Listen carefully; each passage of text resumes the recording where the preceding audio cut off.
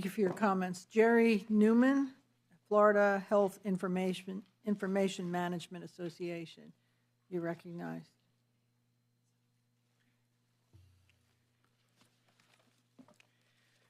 Good afternoon. Thank you for allowing me the opportunity to speak before you today. My name is Jerry Newman. I am a director with the Florida Health Information Management Association and the board liaison for their advocacy and government relations. I'm also an assistant manager in health information management at a large academic medical institution with a level 1 trauma center here in the state of Florida. Senate Bill 1606 attempts to solve a problem that really does not exist. Right now, patients are able to have and direct access to their medical records in the format chosen and to whoever they want, right now, as far as that goes. My biggest concern and what I want to speak to you today is about the patient portals, right? Patient portals are for the patients, right? Even a proxy, somebody who has proxy access for a family member gets proxy access to the portal through their own portal. They are logging into their portal and seeing the information for the person that they have proxy access for. They are not and should not be logging in directly to the patient's portal. Why is this important? The patient portal is my information. That's what's in there. It doesn't matter what type of care that I have. It doesn't matter what communication that I have with my provider or with the finance offices. I have banking information in there, and that is my personal private password on there. If I'm giving you or giving an attorney or a third party access to that, I might as well be handing them my bank account information or handing anybody else that bank account information. Now, where I work in the facility, I've had the opportunity to be able to release records to a portal. There are restrictions. These portals are not just forever. When you request records, there may be a designated place where that's at, but it's not sequestered and separate from the rest of the record. You go into the patient portal, and then you have to go to where records reside, but that does not prevent them from going through and speaking to other information.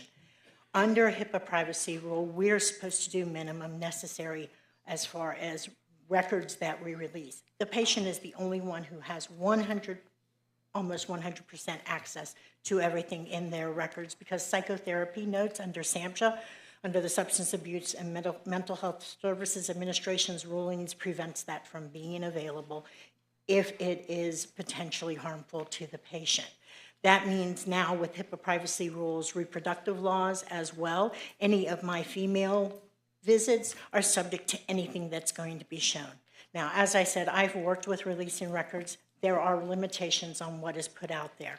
Additionally, I'll wrap this up real quick. Additionally, we've actually had attorneys contact us asking us to remove what is protected under privacy rule for multi-factor authentication.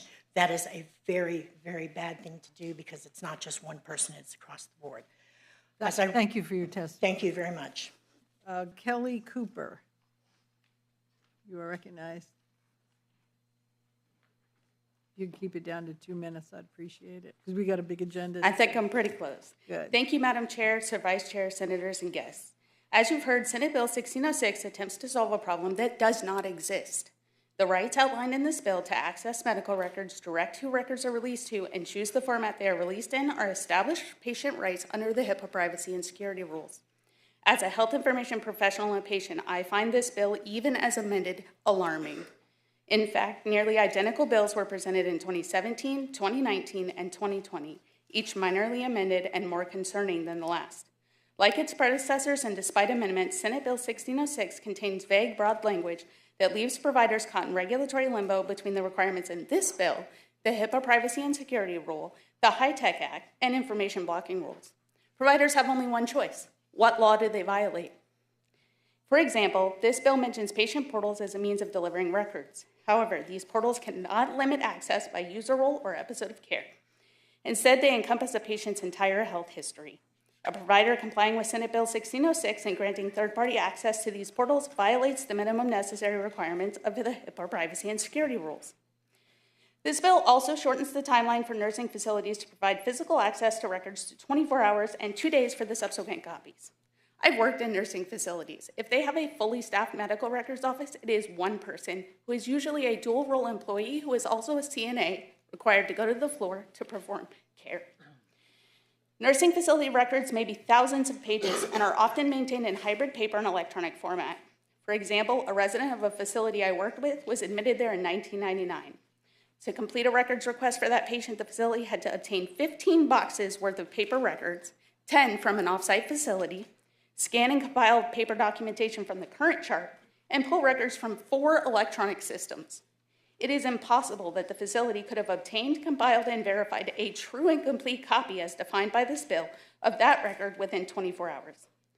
Senators, our healthcare records are not commodities. Legislation that affects how we handle the most sensitive details of a person's life must be crafted with precision, compassion, and real-world understanding. Senate Bill 1606, like its predecessors, fails to reflect the operational complexities of healthcare and safeguards already established in federal law. I urge you to vote no on this bill. Thank you. Thank you for your testimony. Marjorie McNeil, you recognized for 2 minutes, please. Good afternoon. I am the former director of the Health Informatics and Information Management Program at Florida A&M University. I, too, am a member of the Florida Health Information Management Association with over 40 years in the profession. I also speak in opposition to Senate Bill 1606.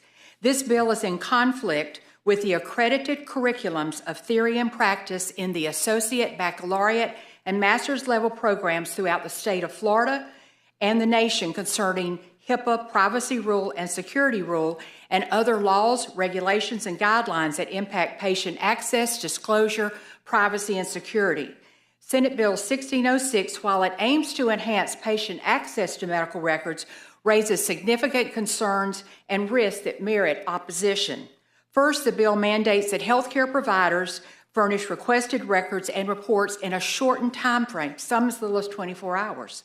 While timely access is crucial, this expedited timeline may impose undue burdens on healthcare facilities, especially the smaller practices and rural providers, potentially diverting resources from patient care to these administrative tasks.